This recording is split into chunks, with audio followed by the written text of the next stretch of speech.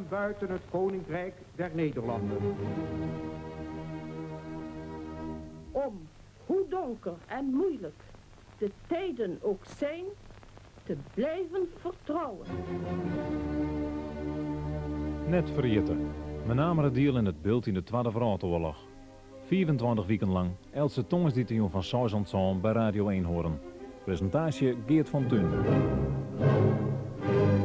Goeien en welkom bij aflevering 24 van Net vergeten. Na ons gesprek verleden week met Jack Kooistra praten we over de laatste bezettingsdagen. Eind 1944 wie voor de meeste mensen wel duidelijk dat er een eind komen zou aan de Duitse bezetting. Doch zouden er voor een protte mensen die laatste oorlogsdagen zelfs nog heel zwier wezen. En voor een tal mensen kwam de bevrijding echt nog te let. Je hebben dat jaren kennen door wij praten over de fusillade in Dronriep en de deer van Jan Kaper op de dag dat Friesland bevrijd werd. Aflevering 24 van Net vergeten gaat joen oer de laatste bezettingsdagen. Begin 1945. In de grote steden in het westen van ons land steren honderden de hongerdeeën.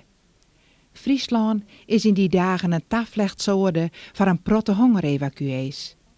Maar ook van joden, studenten, stakende spoorwegmannen, van meesken op een vlecht om te ontkomen aan de werkstelling in Duitsland en van een protte delhelle geallieerde piloten.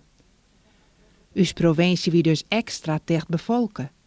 Maar er wie gelukkig niet zo'n gebrek om wat men dijstig nodig had als in het westen van ons land. Gebrek aan brandstof, wat compenseren door bjem, hikken, telefoonpjellen in alles branders op te stoken. Daarin kwamen ook oude auto- en fietsbanden. En de op het beeld bekende schudden. De enkele trein die nog reed in het dienst van de Weermacht. Er rieden geen bussen, want er was gebrek aan benzine en onderdelen. Personen, auto's, motors en fietsen waren door de bezetter opeesken. Werden als thee, koffie, tabak, brachten zwier de ontankensboppen om de jaren 30. In september 1944 misleerde de slag om Arnhem. Het bracht het front dichter bij het noorden, werd het verzet nou verenigen in de Nederlandse binnenlandse strijdkrachten, de NBS, oergieën tot het plegen van sabotage. Troch tadwaan van major Walburg uit Sint-Anne waard een groot deel van de betonning op het waai onder water. Bregen waren iepen zet en het ark om ze te betjenen rekken voort. Dieken waren hier en der opbrutsen of onbegaanbaar maken door het omhakje van Biem. In het nauwdreun en in het besef dat de vee van Victorie mij kwatten verrooien zou in de vee van verslagen, gaat naast je best zonder barmhartiges en wraakzuchtig tekeer. Het struien van kopspiekers op een riek streetwaai bij mijn naam, eerste het libben van 3 onderdoekers. Het ontsporen litten van de trein van de Weermacht bij Hotsem kostte het libben ontretje meesken, waaronder 11 verzetsmeesken. Ze waren fusilleerd onder de bregen bij Dronriep. 3 arrestanten onder zwiere bewaking op waai van Dokkum naar Ljouwert waren bij de Vallon bevrijd door haar kameraden van het verzet. 2 Duitsers kwamen erbij om. Ze waren zingevaardig wreekt door het deerzitten van 20 Veense Nederlanders op de Waardwaai in Dokkum. De bezetter maakte het libben in deze laatste dagen van de oorlog tot een wiere hel. We praten hier om 4 mensen over die laatste bezettingsdagen. De heer Jan Bosje is bijna op 14 mei 1910 onder de Adelbediek onder Sint-Anne. Via verzetsmensen, liek als Jan Terpstra en Tjebbe Walburg, kwam Bosje in contact met de NBS, de Binnenlandse Strijdkrachten. Van januari 1944 had hij actief was bij die NBS en als zodanig had hij die laatste oorlogsdagen dus heel bewust meemaken. De heer Bosje die werd het zo'n 1954 in Emmeloord. De heer Auke Venema bijna op 12 maart 1929 in Bitgem, wie in het laatst van de oorlog sectionier en tiege intrigeren troch wat er badde in die laatste bezettingsdagen. Zo had hij de 3 slachtoffers van de repressaliemaatregel van het Duitse levensjongen onderregistreerd wij in mijn naam in november 1944 en is hij, na de fusillade in april 1944, naar de Riepta gegaan om zelfs het plak te zien werd die fusillade plak van hier. De heer Venema had van 1951 tot 1954 onderwijzer werd in Skingen Slappeterp en daarna in 1964 gaat van de legere squallen in de Westhoek. De heer Venema werd het op dit stuit in Westwoud, Noord-Holland. De heer Sier Tuinstra ben op 18 oktober 1906. De heer Tuinstra is al eens eerder te gast geweest in dit programma, toen we praten over de eerste oorlogsdagen. Bij het uitbreken van de oorlog wie Tuinstra militair. En kon de laatste oorlogsdagen had hij wel een paar specifieke herinnerings en daarover vertelt hij jong in Net Verjitten. En tot slot mevrouw Trinsje Joustra Tienstra ben op 11 maart 1914 in Stiens. Mevrouw Joustra is in 1942 getrouwd met de heer Jouke Joustra. En vanaf dat moment ben zij in Bitgemolen. Haar man die hier daar een kiosk, nee, die hier daar in Bitgem, mevrouw Joustra, hè? Ja. Letterlijk in Massum. Ja, letterlijk niet in Massum. Ja. Dat heeft me trouwens al afregen, een kiosk in de oorlog. Hier niet meer wat een keer. Nou, net zo vol, eerst in het begin nog wel, want dat ging dan, zeg maar zeggen, maar bommen alle jaren. Maar in het laatste jaar wie er praktisch niks meer, no? Nee. En dan hier er had men waar weer, en hij weer vaak ziek, dan ging ik weer fietsen naar Zuid-Lekkimassen, die klanten. Maar de recenten van Popteslot, die weer een baas, en toen moest vanwege het esthetisch onsje van Popteslot, moest er daarbij. Ja. En toen had mijn man al naar de rechter Steeman was, die waren aan de Willemskaai in Ljout. En die had even pleiten. Maar hij moest natuurlijk voort. Want het weer geen gezegd nou. En die lui die had heft in de hand. Dus. En toen weer wel later georiënteerd alleen op die van Bitgem. Ja. Ik kan me voorstellen dat in zo'n kiosk, ja, daar komen mensen, Ja. daar we praten, Ja. daar kom ik Duitsers. Klopt dat? Nou, dat wist ze net. Ik ga nooit van mijn man jet dat ze, maar ze kwamen wel bij ons aan huis, vooral in het laatste jaar van de oorlog, want toen weer er praktisch niks meer.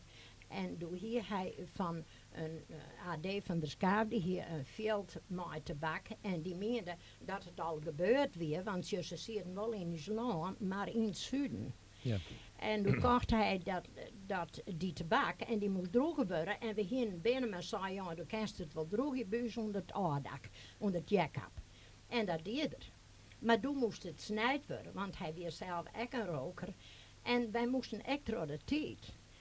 En ja, toen had hij trouwens kunde uit zijn merem, die werken op helling van welgelegen in Haas. Die maken daar een ijzeren sloefje van, want wij hadden natuurlijk geen stroom, nou, geen elektrisch. En dan was dat snijd. En zijn broer weer bij ons, want die werken aan de tramway en die staken alle jaar vanwege de trein en de tram. En dan trouwde die in het erin, dan volgden ze het eerst in, krijgden ze het lenen goed waar wij strikken, zeg maar zeggen, en de oren trouwde erin en dan weer een hendel bij en dan snijden ze dat. En dan leest ze fijn mogelijk. Ja. Ja, je moet het denk ik wel afzetten, ja. Nee, de koptelefoon gaan zetten maar En af. dan waar dat, zeg maar zeggen, wel eens verkocht, maar de pest weer, door heel in het laatste jaar, toen kwamen die Duitsers, de winnen gewoon bij de winnen haast 20 hier.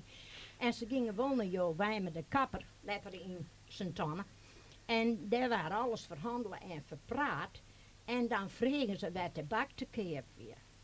En toen een keer, daar kwam iemand een zwart pak en een groen pak en een grote hebberschoen bij haar. En dus Betty lag onder de tafel, die weer misschien, nou een periode, weet ik het precies hoe hard het ze weer. En ze rapen net bij de door, ze stappen erin. Nou, ik dacht, en we gingen maar in voor, want we gingen naar de bezwentenkast toen we trouwd waren aan de Litse Dik. Dat je kon, en mijn man hier wel een papier, want hij hier ziek was vroeger, hier TB gaan. En dan moest er een stempel op, elke keer had hij daar weer op consult. En dat weer je bewijs, want ze waren bang, verschurft. En voor TB, hè. Maar ja, hij bleef in de stoel en hij bleef zijn kaart en zijn poemol. En ik weet hem wel, de laatste door me snijden, de bakstie onder de kookhal. En ik de win van die gedienstjes voor en een heges was die mandel. En ik hier de patiënt hier van Geest, ik die ze even aan. Je moet even Dat goed is voor de, achteruit. je moet even goed voor de microfoon praten, kennen mensen Dat het natuurlijk goed zeggen. onder de kachels, die achter de gedienstjes. Nou, wij dachten, wat maken die kerels hier nou? En wij waren achter bestig op hoen en katten. En mijn dochtertje lag onder de tafel en die aarde die hoen joegen voort een genauw. En ze schoppen, maar de lezen zo en schoppen ze dat best eruit. Het griesde me aan. En toen zei mijn man zien hadden, ja, wat is het boodschap, man? Want wat moesten ze bij ons? Ja. En toen zei die ene, die zei, nou ja, ze gingen dan bij de kapper west. En daar had vanzelf een kwere geest west die het us. Nou ja, misschien op een of andere manier een hak zetten voor. En die zei, dan moet je maar naar Joustra gaan. Ja. En als ze mij vregen dat ze hier op de wijze moesten, het is me gelukkig nooit in oorlog passeerd, maar dan hier ik zei, ik weet van niks, ik ben je vreemd. Maar die vrouw stuurde ze voort bij u het paard op. Dan kwamen ze bij u in een huis, klapten me net, stapten er voort in onder tafel daar. Zij brutaal als de beul verzeld. Ja, No? ja. Toen zei mijn man, want die weer goed bered, die zei, nou, daar weet ik een mooi plan van. Je hebt een kameraad in Belsum, de naam zal ik net nemen, maar die man hier een bedrijf en die elektrisch wel bekend hier in de omjouwing. En als je hem daarheen gaan, die snijdt daar wel honderden poen en dan kun je wel een zak voor krijgen. Ja. Nou, dat weer een oplossing. Ja, ja. Nou ga je hem ook wel voorzichtig gewoon van wat je nemen kan, een goede Duitser, Karl Berger. Ja, inderdaad. En die hier nooit zien namen zijn. En want ja, dan hing die man die kochten bij boeren wel eens een protje tabak. Maar dat kon ze niet. Maar dan kwamen ze bij mijn man. En ik had er nog redelijk hekel aan. Maar je moest een extra de tijd. En dat voelde net mooi. En dan snijden ze dat. En dan bleven ze meeste tijden al in het hok. Want toen had mijn man een werkbank. En dan snijden ze dat. En dan rekenen ze er maar aan. Maar ja, het waren meestal de cellen die er loopt aan buis heen, maar hij praat zich de bak onder de arm. Ik zie ze nog komen. En toen een keer zijn ze dat we heel in het lijst stonden.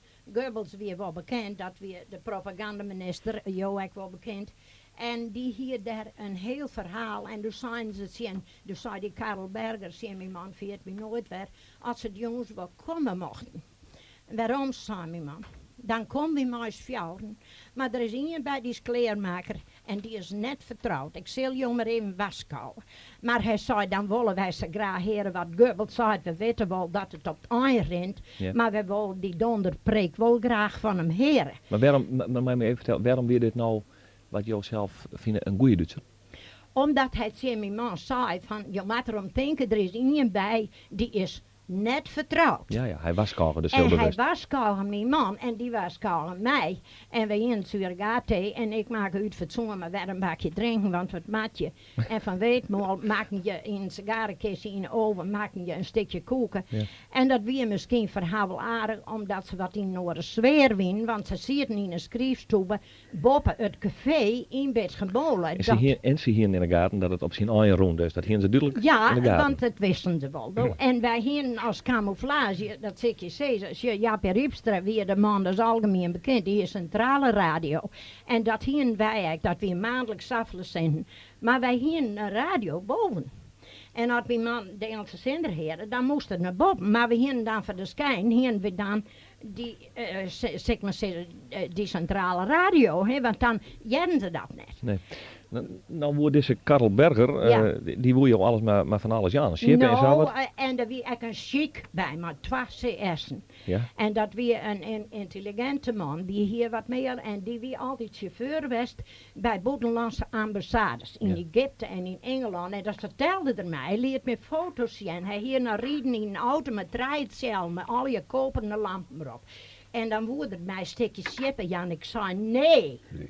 Want ik zei, de mare get je van dat ze van het meeste vet schippen maken en ik zal nooit één krommel van je man hebben. Ja. Ik had nooit één. En ik ga hem nog wel eens een keer op mijn eigen boom, dat ik havermout van kregen hier, heb ik hem dat havermouten wel eens jongen, want dat Ja. begrotte me samen, die man wie haast 20 hier. Ja, dat is een hele aardige west. Ja, Je krijgt dus die Duitsers in de hoes, Ja. dan ga je luisteren naar, Ja. naar Goebbels. ja, inderdaad. Inderdaad. Kun je nog wat herinneren wat die Goebbels in Nou, het eind van die oorlog alle zei? jeffen zelfs, dat weet we wel. Zij wonen altijd. Nog heel tijd, hè? Maar om nou te zeggen, want je moet echt net via het gang vanzelf alle jaar in Duits. Ja. En wij gaan natuurlijk niks geleerd, nou. En ja, nou zoen je dan misschien beter op kleer wijzen. Monsieur die man wisten alles en die vertalen dat wel. Ja. Want zij winnen doen net meer in een hoera-stemming. Want die mensen zeggen al hier oosten naar de eind uit. Want liek als ik zei, ze winnen gewoon bij, die winnen minstens 65. Want Hoe zeggen ze er nou uit? Kun je zeggen van, blij dat het aandoen is? Of mijn angst? Of hoe Nou, mijn angst. Want ik weet nog wel, die chic, die ging in je zoon. En die man wie ingenieur. En die hier vochten in die vreselijke slag bij Aken. En dat is algemeen bekend. Hij had een verschrikkelijk vochten in Aken. En dan rekken die man gewoon door zijn hollen. En die rekken zijn in de eer, rekken er kwijt. En zijn vrouw, die woonde op een puinheer in Berlijn. En hij wist er niks. Nou, en dan moet ze je dat vertellen, hè. Nou, je moet denken, dat begrudert je dan wel, ondanks dat je het net maar hun eens wien misschien. Maar ja, dat gevoel van vaderlander wij, dat hebben wij dags ook. Ja. Als ik naar Australië ging en ik zit in het Panama-kanaal en er komt een boot met de vlaggen red-wit. Dan zeg ik, meestal, kon je, er komt een boot uit Amsterdam, wij moeten even wuiven, dat zijn Hollanders. En zo ging dat. Nou, ik bedoel maar. Dat zijn al je van die kleinigheden, maar die herinner ik me nou. Maar doet de oorlog, dan doet zij voort moesten. Toen waren de hindersvaderen en dan moesten ze rennen voort. En toen kwam Karel Berger bij mijn man in het hok en die zei... Nou wist wel dat ik Karel hiet, maar ik kan nooit zijn mijn achternaam. Maar ik hiet Berger en ik kom van Biesterveld. En hij zei, ik ben strijker, dat is schilder van beroep. En hij zei, hier is mijn adres. En als je nooit weer wat van mij hoort, dan moet je maar denken dat ik er net meer ben. Want hij zei, het dossier staat politisch onbetrouwbaar. Want hij zei, ik ga in de 30er jaren, had ik al in concentratiekampen zitten. Ik had gewoon nog op rechts zitten, zei. Maar toen moesten ze broeken, hè. Ja. Want hij wie communist zei, doet Jimmy man. En dat briefje, via het mij nooit, wij we in een spiegel, daar zie je het onderhoud. En ik weet net zo spiegelig en mis kwam en wil graag een spiegel gaan ook. Ze neemt die spiegel maar ik kan me niks schelen. En dan weer daar zo'n houten raan omheen. En ik had dat briefje, dat heb ik tussen de randen van de spiegel en de leesdingen. Wat er gebeurde, ik dacht, dat vinden ze nooit weer als ze met die spiegel bereiken. Zeg maar zeggen, we gaan nooit weer wat van die mensen hebben gehad. Nooit weer. Nooit weer.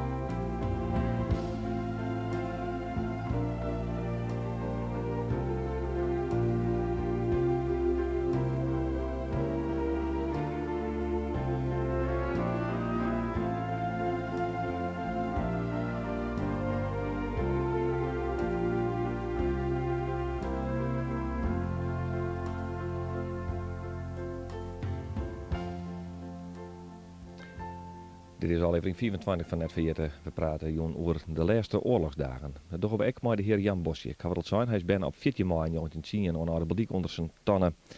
En 4 verzetsmensen, gelijk als Jan Terpstra en Tjebbe Walburg, kwam Bosje in contact met de NBS, de Binnenlandse Strijdkrachten. Ik ga de heer Bosje aan de telefoon. Goeien. Goeien. Hoe kwam je zo in contact met die mensen van het verzet? Doordat wij elkaar van de schoolbanken afkomen. Ik was de oudste wat van het stel dan, maar wij konden elkaar van de schoolbanken. Ja. En we gingen, Jan Terpstra, we gingen ook nog naar dezelfde kerk. We hebben in dezelfde kerk hebben we het ambt vervuld van ouderling. Tjebbe Walburg die was gereformeerd, maar die woonde ook in diezelfde buurt. En zo kwam het dat ik bij het verzet kwam. Ja, dat wie omstreeks januari 1944. Ja. Had je enig idee wat je daar te wachten stond? Nee, helemaal niet. Nee. Want ik was niet in militaire dienst geweest. Maar ze kwam bij mij om te vragen. Ze kwam met een hele simpele vraag. En dat was deze. Zou jou ook helpen willen om de Duitsers uit het land te verdrijven? Dat was het. Nou, ik zei dan altijd. Ja. Ik zei, want hoe gauwer dat het over is, hoe beter het is. Ja. En ja, van het ene kwam het andere. Ik weet niet helemaal meer wat er besproken is. Och, het is 15 jaar geleden. Ja, inderdaad. Maar ik weet wel dat wij een oproep kregen dat dan moesten we oefenen in een schuurtje aan een oude dik. Waar Piet Bosgraaf woonde. Ik weet niet wie er nou woont, dat is tegenover de boerderij. Daar woont nou Douwe de Boer, dat is aan een oude dik. Daar oefenden wij iedere zaterdag of om andere zaterdagmiddag. We waren met 14 man en de ene week waren er 8 en de andere week waren er 6 en dat ging ombeurten. En dan was daar een instructeur en die leerde ons met het geweer omgaan. Dat waren een Engelsman, hè? Dat was een Engelsman. Hoe kon je hem die verstaan?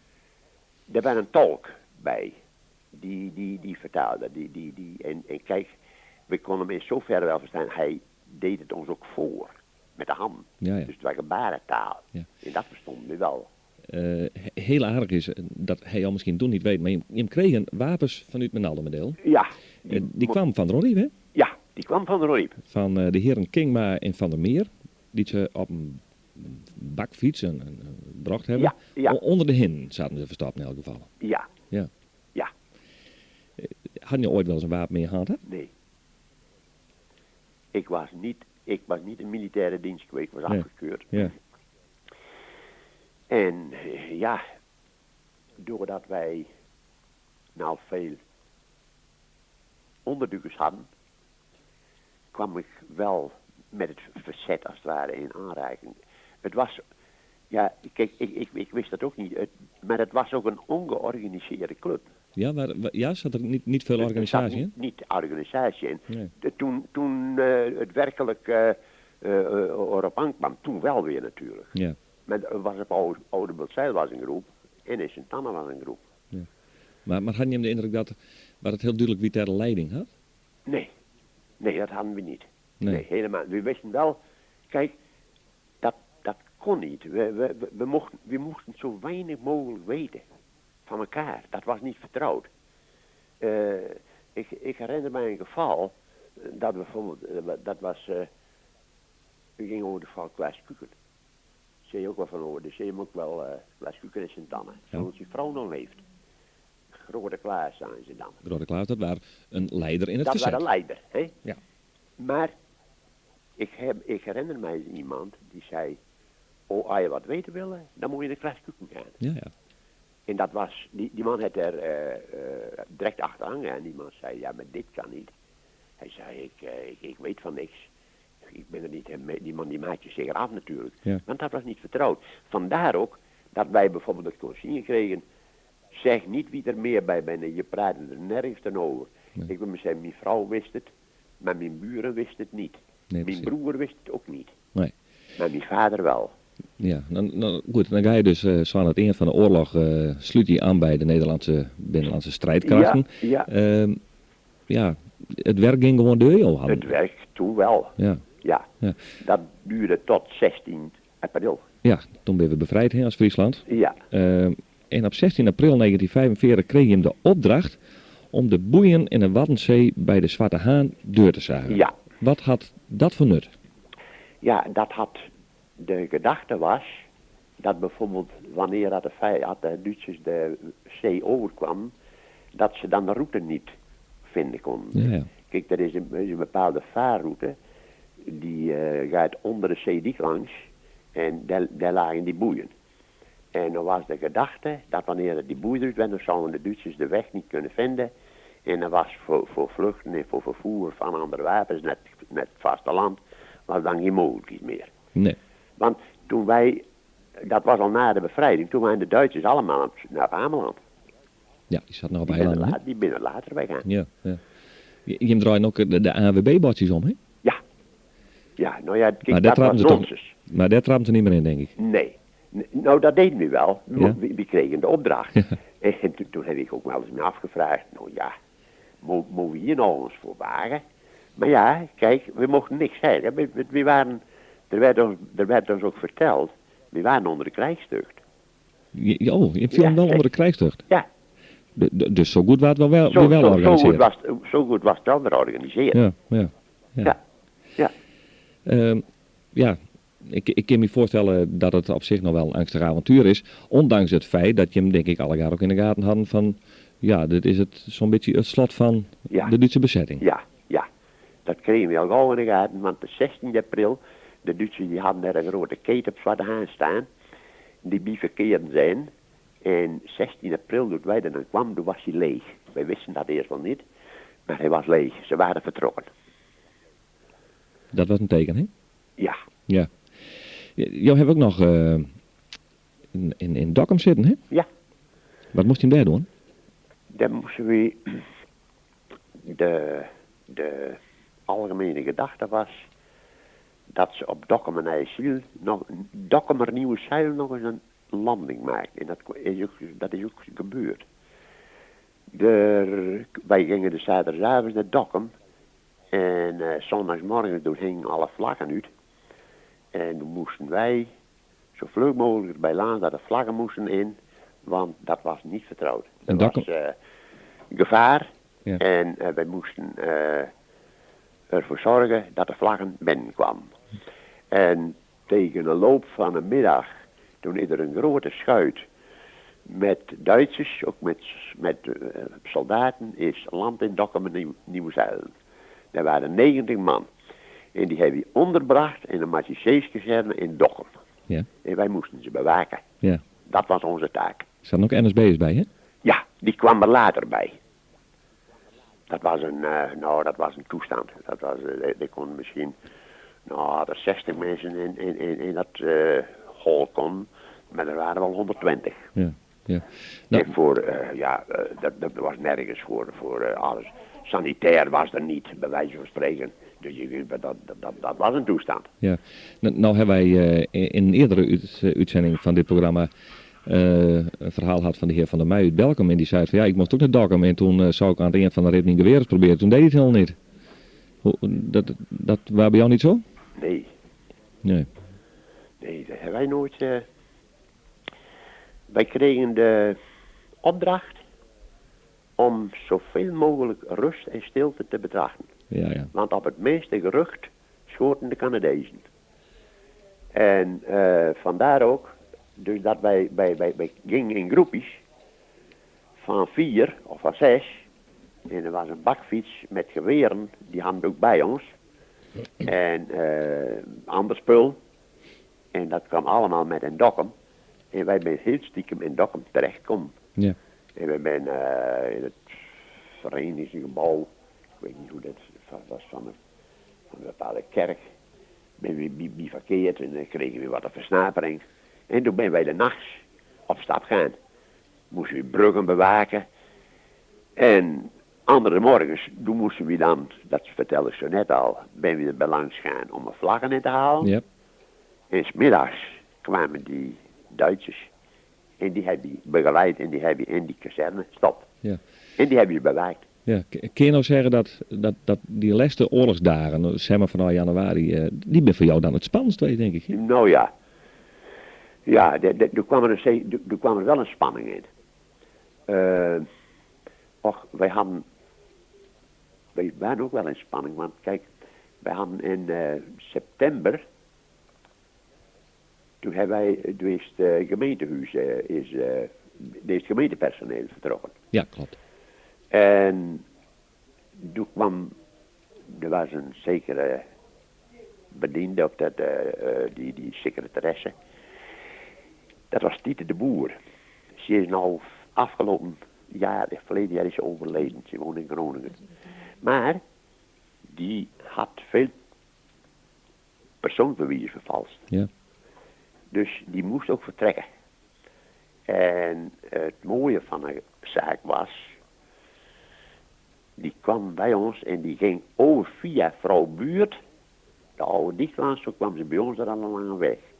Kijk, ze wou niet rechtstreeks naar ons toe gaan. Ze had een hele omloop gemaakt, Ja. want dat durfden ze niet aan. En dat kwam ook wel goed uit, want op het Prulhoek, daar was een fruitbedrijf en die man die stond ook aan de verkeerde kant. En die had ze gezien. En die had gezegd, ja, Tiete de Boer en Broels, weet ik hoe die heet. Ja, Broels, ja, klopt. En dan was Nieboer er nog. Nieboer, ja. En die hadden ze zien rijden het oosten in. Ja. Maar Tiete de Boer, die was bij ons terechtgekomen.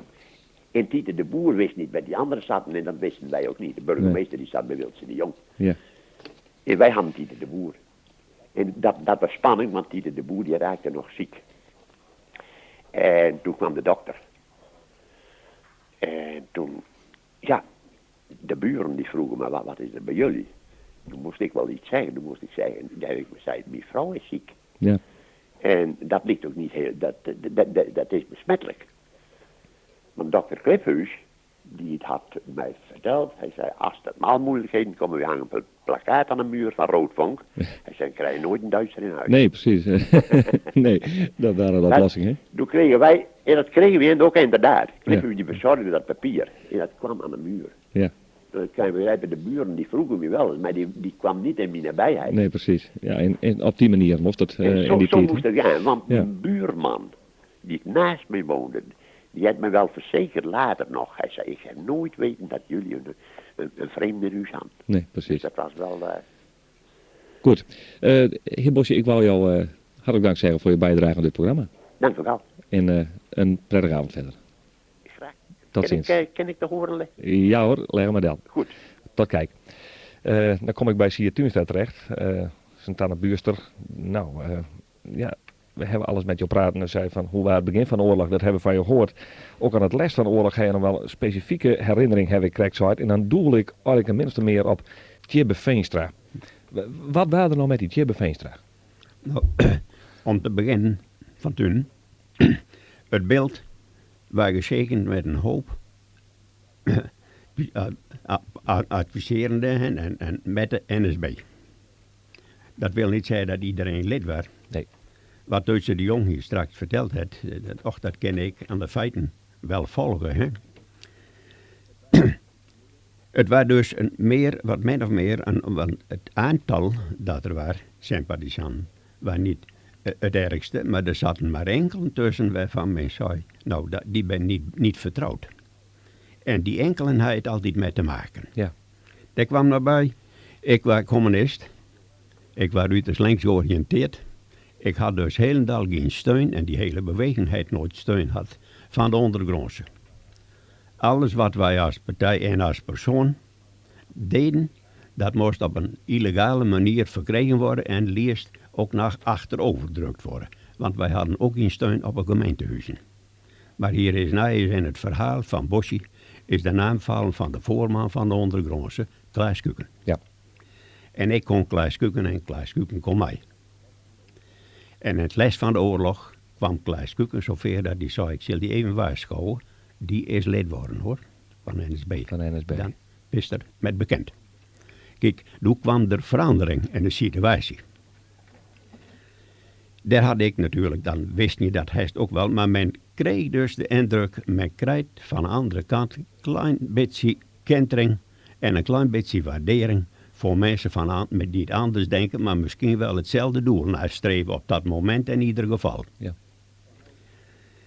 En nou wil ik nog een kort verhaal doen hoe ik de laatste beide dagen van deze oorlog zien heb.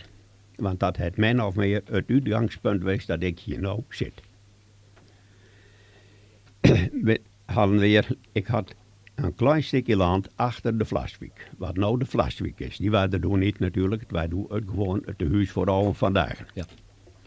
En de westkant van dat huis van oude vandaag, op die hoek, daar zaten de zogenaamde NSB'ers, de Duitsers. Dat waren Belgische Rijksisten die daar zaten.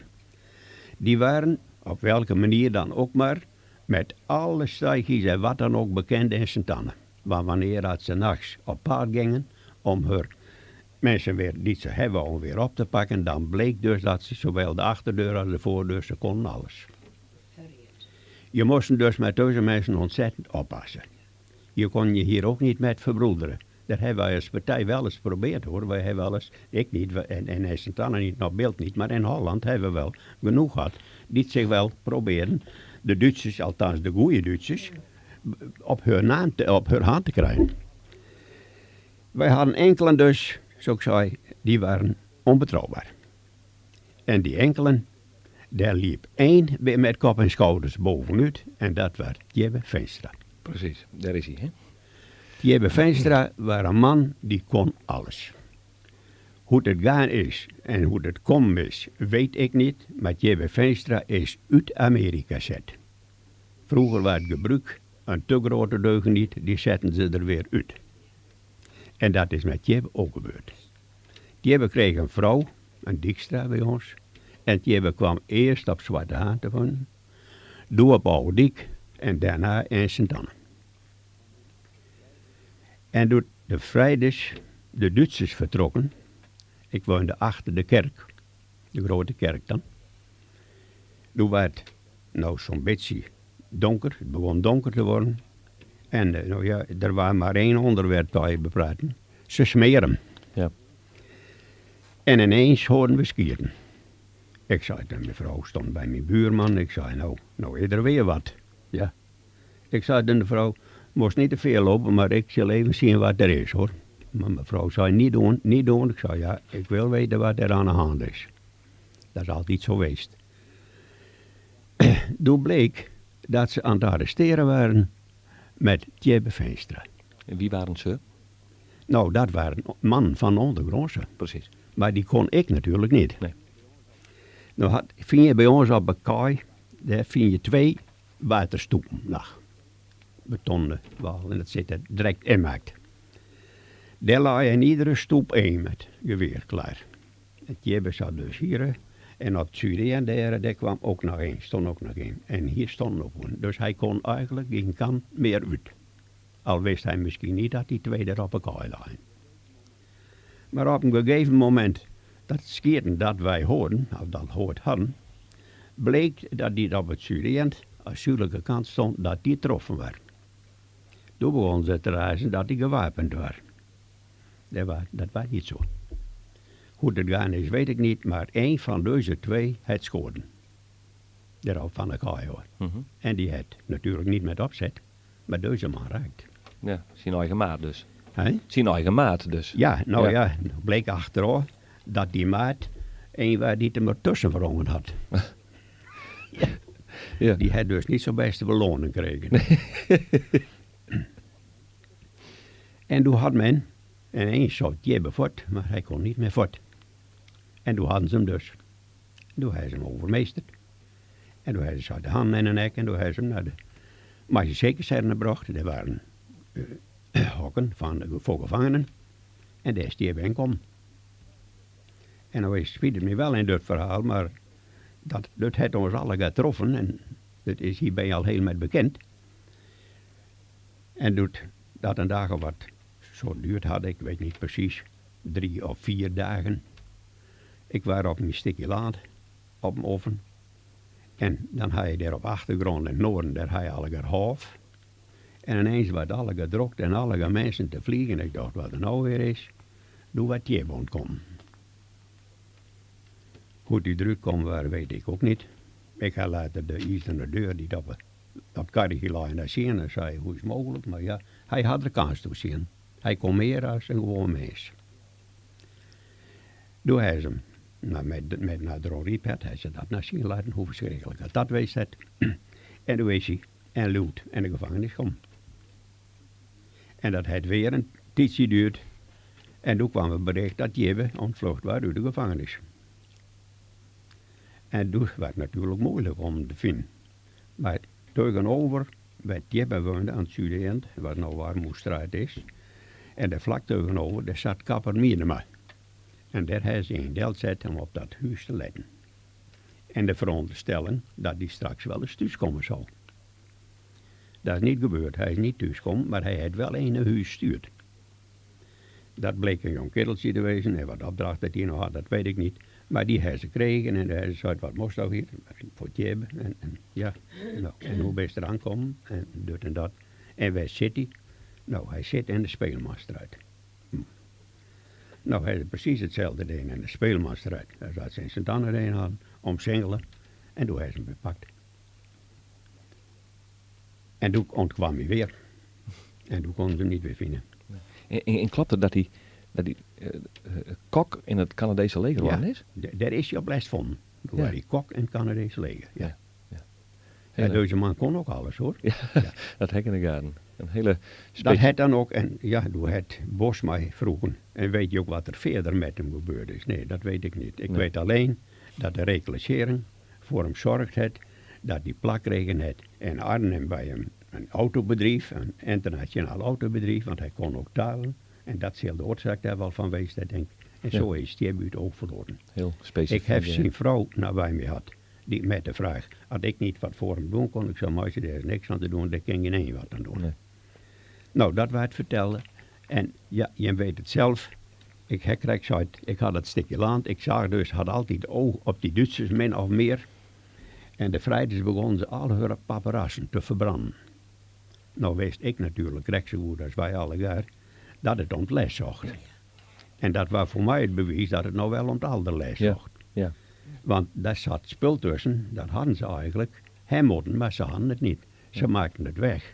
Ook wel wetende wat hun te wachten stond, had ze dat vonden.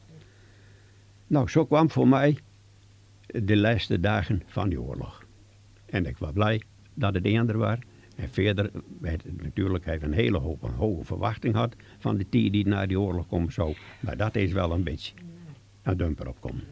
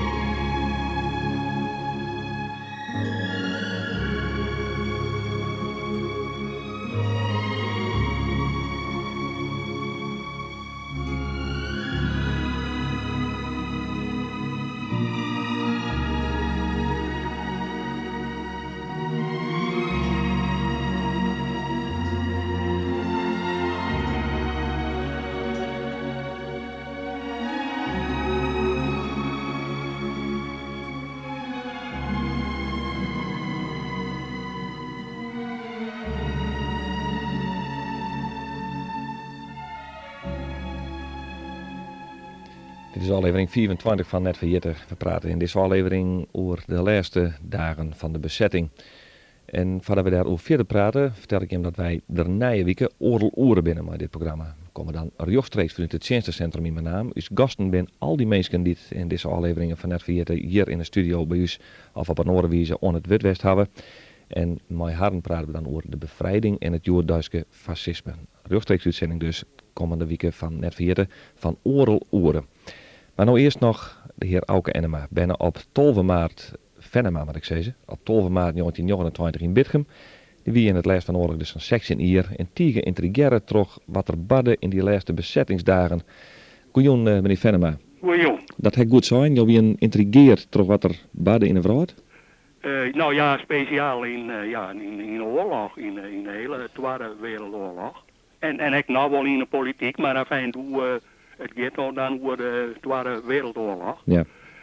En jongen, het houden de laatste tijd van de bezetting. Ik wil het maar jou gaan over een aantal zaken. Ja. Maar ik wil eerst toch van jou weten, waar kwam die interesse bij? Ik bedoel, je bent een 16 oud genoeg om geïnteresseerd te werden vanzelf, maar... Ja, nou dat kwam ik eigenlijk uit de huis. Hè. Nu zei die vertelde vaak over de dingen. Hij had in de Eerste Wereldoorlog soldaat werd, daar ieder het vaak hoor. En, nou ja, ik herinner me wel door Hitler dan aan de macht kwam en zo. En, ja. en daar stonden dan dingen in de krant en daar waren in de huis altijd over praten en zo. Ja. En de atlas die wie er ook altijd bij, hè, doet die de bezetting in 38 van het Eerste Rijk en toen later het Sudetenland in Tsjechoslowakije. En toen op 1 september een trede inval in Polen en zo wat. En dat waren alle volgen. Ja, precies. Dat En, was erbij en ja. dan praat je dan maar in roer. duidelijk, een interesse van huis uit Majoen en ik zelf verder ontwikkelen. Nou, Je bent destijds in Bitgem. Ja. Het eerste werk het mij over hebben we is september 1944 toch even. Het ben net de laatste oorlogsdagen, ik weet het. Maar het bombardement op Vleenveld, dat is het bombardement op Dijksterhuizen, want er waren nogal wat oorzwaaiers. Een plotte slachtoffers. Ja. De begrafenis van die slachtoffers, daar waren wat vreemds. Want er kwamen Duitsers voorbij. Ja, nou ja, dat wie een paar dagen na dat bombardement en de borden in Bitgem, die weer vol mensen. Elk moet dat zien natuurlijk, uit belangstelling en hoe dat ging zo. En nou ja, die begrafenis die zo aan de gang en toen kwamen er op een stuk of 6 Duitsers, jonge Duitse SS-soldaten, die kwamen uit Bitgem waar de terp op fietsen. Een camouflagejacken aan. De helms op en het SS-runeteken zie ik wel staan op een kraag en de helm. En die kerel die zeer al die drokt en die zetten de fiets in de BM aan en nou ja, toen waren er al gauw zijn naar huis, op Dondrie. Ja. Maar dat ging dan net zo uit. En toen die baas, dat wij zeggen, die in een rotzak die helle de revolver uit de revolvertas en die ontgrendelde dat ding. En toen weer kan dat niet, het was sneller. En toen had je nou nooit zien hoe gauw de mensen uitenander spatten. Ik ken daar nog wel een paar mensen van. Dat wie een man dat weer Elke Boonstra. Elke padkarren hier die dan elke keer dan een bijnamen. Maar die man die reed maar de padkarren in de wijn en die had een winkel in een boren in Padgoed. Maar die man die hier een houten voer, die zei het wel eens verteld. En dat hij de roerhouden nu de Eerste Wereldoorlog. Maar fijn. Ik had die man nog nooit zo uit rennen zien. Ja. Hoe dat mogelijk weer, maar die houden voor. En dan hier een boorman, dat weer Dirk Everts, Dirk Siderius.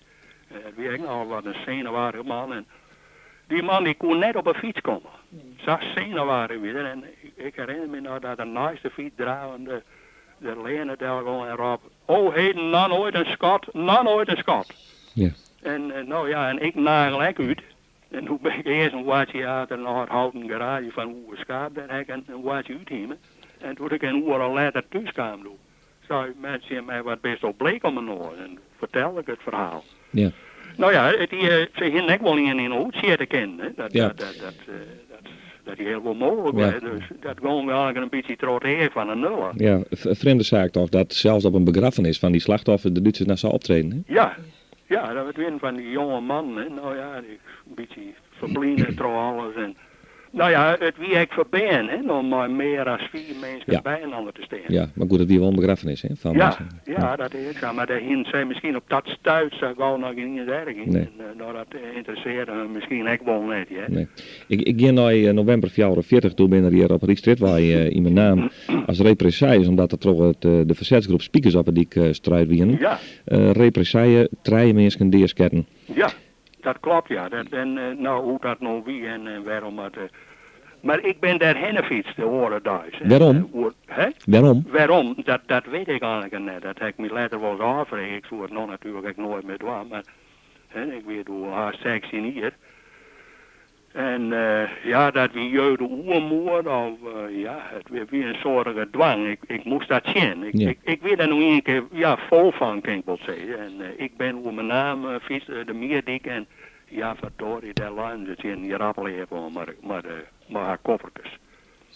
Nou ja, dat zulke dingen, dat vergeet je natuurlijk nooit weer. En ja, later had ik wel een stadje win vanzelf, net wie en dat in. Maar ook zo gevaarlijk. Nou, daar komen we nou misschien aan voor, maar ik ben later ook nou toen te brengen, daarbij er riepen omheen draait weer. En daar hadden ze toen ook goed deel maken. Precies, daar ben ik ook heen geweest. Ja, daar wil ik het ook even over hebben. De fusillade in Droriep, hier uitgebreid aan de Waterwest in deze uitsturing. Ja.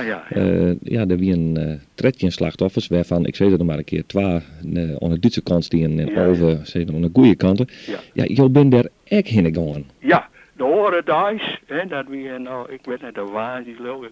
Nou, ik kijk hier wel op een papier staan, maar fijn dat jou ook niet, het weer de dag daarna, want toen wie dat verhaal dan in Bitgem, ze hadden de jeugd bij de Riep, en hadden ze een aantal mensen deersketten, wie de breg omheen draait. En ja, en hoe dat weer eigenlijk hetzelfde gevoel. Ik dacht, ik wil daar ook eens zien. En toen ik bij die breg kwam, daar is die de breg omheen draait. Maar die lieken die lijnen er op dat moment net meer. Die hinden er een paar uur als zei jij dat het misschien een 4 jaar dat ik dat kan. Misschien 1 en 2 waaihellen. Ja. Maar daar lijnen al bloed op het dik. Ja, ze hinden 24 uur lijn, die liggen, dat moest dan. Maar. Nou ja, daar staan ik nog wat mensen bij die breg en toen op een begon die telefoon in dat breg waar het begon te rottelen. En nou dan houdt het weer even op en dan begon het weer. En dat was eigenlijk net in en die de telefoon opnemen was in dat breghuisje. Op laatst ben ik erin geroen. En toen werd er een vrouwelijke stem uit Ljout. En die vregen, nou zijn de gefusileerden al weggehaald? Nou, toen zei ik, die lezen hier, die liggen hier niet meer. En toen was de telefoon, die waren er offline. En toen, nou geen 10 minuten later, want we stonden we daar nou even te praten over alles en zo wat in. Toen kwamen er 2 Duitsers om fietsen. En dat waren 2, nou van een veldje in Darmerie, en die in zo'n blikken ding op het borst, en dat is die op veldje in Darmerie. Nou, dat wie ik net zo bij als volk. Nou ja, die zeiden direct en die struinen direct wat om en toen vregen een van die Duitsers, die vregen daar aan een man, om lucifers. Maar die man begreep dat net, maar ik hoorde al zoiets van strijkhulzer. Nou dat ben dan lucifers en... Ja. Nou ja, en man begreep dat net. En nou ja, die hier dan malken bij de boerhel en zo van heer, ik wil zeggen, dat Duitse woord dan wel. En, maar afijn, hij kreeg al lucifers. Dat begreep die man op laatst al. En nou ja, die Duitsers op een gegeven moment die fietsen echt weer voort. En ik had later wel eens staan, ik leer er niks van dat hij Duitsers geweest had. Want die uniform, die zeggen de sappen waarloos uit en dat zijn zulke harde fietsen. Ik heb wel eens staan, dat kon misschien al wel ondergrond wijzen. Dit is Pools heet en naam hoe dat er weer bij die brei. Ja. Nou, dat is inderdaad een hele aparte herinnering aan die laatste dagen. Ja, je bent er ook geweest van het veromloeken van de Duitsers op het dik van mijn naam, de Frencher, hè? Dat weer de sneu die jongens 14 april had dat geweest. Ja, nou, daar zijn nog meer dingen gebeurd, maar... Toen stonden wij achter huis en op en toen weer zo'n en 8. Nee, het was al even later. Het was al wat schiemerig. En toen op een daar heren weer ik stem en motorfietsen en zo op een name dik. Daar kreeg Tjalling Algerij en Germ Ruimers wennen dat en kon je zo op een name dik zien bij Zaterhoeswaai. En dat wie een kolonne Duitsers die het hun waarom lookten. Die zijn natuurlijk op waai naar de Haasluit, die kan je begrijpen. Ja. Naar Holland daar. Nou, daar zijn een paar motorauto's, maar daar zijn ook maar hinders en zo wat hinder en wijn. En daar was blaaf van hoen en er waren in Duits ropt en raast enzovoort. En, nou, fijn, die hele karavaan die ging op naar mijn naam. Dat kon je nou weten hoe 4 heren, maar dat was een stille, horige jong. Nou ja, die leur binnen, kun je wel begrijpen, hè? De horen daar die 15 april in de Canadezen in Maassen. Dat heb je ook jongen, hè? Ja, dat heb ik ook jongen, ja. Nou ja, maar de wereld weer natuurlijk vol van geruchten en dingen, hoor. Dat, elk wist dat het voor is zo, dat is hier wat er gebeurt. Ja, dat viel iedereen, hè, denk ik. Dat hong in de lucht, hè. Nou, toen heren we dan dat er Engelsen waren er eerst zijn, maar enfin, bevrijden die winnen toen dan in Maassen bij. En toen ben we daar maar een ploeg jongens heen doen. En daar op het dik voor het pappenslaat, waar daar is zo'n groot ding op zo'n verkenningswijn, op een grote chill, maar dikke rubberband, maar een koepel erop en een kanonsje en daar zitten 2 man op. Maar zwarte baretten. En die in zijn speelt op een beret en daar is die op de Royal Canadian Dragoons. En toen zijn we dan, dat ben je in Engels, maar dat ben Canadezen. Ja. Ja. Nou ja, die deelden de sigaretten uit en handtekeningen. En er was er ook een man uit Maasum die jongen van die soldaten een sigaar. Die de hele oorlog bewaren. Nou, die konden ze ook net, want dan weer die Canadezen altijd bleed maar. Maar afijn, daar waren ook van die Engelse sigaretten rook. Hè. Nou ja, dat ging in jaren natuurlijk net rook. Ik rook eigenlijk nog al die wat zwierde aparte geur van die sigaretten. Dat is wel lekker. Ja. Maar heel apart. Ja. Want in oorlog dan waren er wat eigen bouwrook en de sigaretten die kregen, die kon je dan op een boom krijgen. En die sigaretten die heten Consi. Heb je dat wel eens gehoord? Ja, ik heb het van ja. Ja, K-O-N-S-I. SI. Dat winnen van Oekraïnse en Belgische tabakken en zo, wat weet ik wat dat. Maar fijn, die helden het natuurlijk net bij die lekkere sigaretten die Canadezen in. Ja, dat weer wat apart. Ja. De laatste bezettingsdagen, KSC, die ga je ook nogal intensief mooi maken, hè? Die dat zo jaren. Ja, zeker, ja. En doe de snijs en de man die doet gewoon dat weer dan de 16 april doe. Toen ben ik maar uit naar Leeuwarden. Toen weet je ook mooi waar en er staat weer vol mensen. En we hebben al je Canadese soldaten, maar wij zeggen toen wel dat ze dat NSB'ers ophalen. Ja. Hij moest met de handen in de nek en die waren daar bracht naar het politiebureau aan de stille kant van de Nijstad. Ja. Maar in de dag daarvoor, die snijs al, toen waren NSB'ers in Bitcom ophalen, maar dat heb ik dus net jongen. Daaronder wel Gern de Jong, hè, de burgemeester Gern de van Jong. gemeente Benamer. En Bert is de Jong zijn broer. Ja. Het win ooit wel goede leur, want ze hebben nooit dingen verred. Nee, dat verhaal hebben we uitgebreid hier onder water gewoon. Het is 3,5 minuut van zo'n. Ik maak het gesprek hier bij lid. Ik wil je tiekentank zeggen voor je bijdrage aan dit programma. Ja. Goed. Tiekentank je verder maar. Mooi. Ik mag al mooi luisteren? Ja, jij blijft nog even hingen. Ja, goed. Prima. 3 minuten van zo'n, dus dan wordt het tijd om op deze uitsturing waarom te zien in dichtvorm.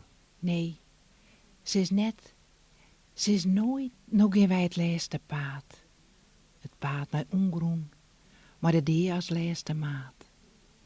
Ja, de neet is greut en het op het alter bangst. Maar het houdt zien hopen, het houdt zien voel verlangst. Sjoch, on al vraads einen, eest en west en zuid, brekt het volk zijn vrede bonnen, roept zijn vrijdom uit. Bloed en tranen hebben sjedden, al maar on. Rispjend geef wij aast in vreugde tro de moon. Sjoch, een nije zinne brekt al tro de nacht. Viert u staat de vrijdom, na u's bange wacht. Maar stek zelfs joert nog de deur in deren sjen. Jou dan dorst die boodschap terug, zes het in ben.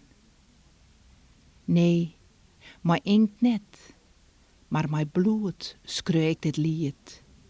Het lied dat als een dagen oer de loften giet. Sjongend brekt het tro de allerlaatste skans. Sjongend skoogt het een nije, eeuwige vrijheidsglans. We hebben er toch wat aflevering 24 van net van Jitte onbelangrijk. U stangeert uit naar de heer Jan Bosje, naar de heer Auke Venema, de heer Sier Tuinstra en mevrouw Trientje Joustra-Tienstra.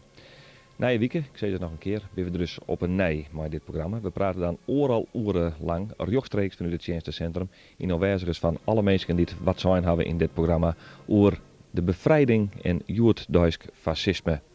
Na je weekend toont hij dus om 6 uur, oorlog lang, de vaarlaatste aflevering van Net Verjette.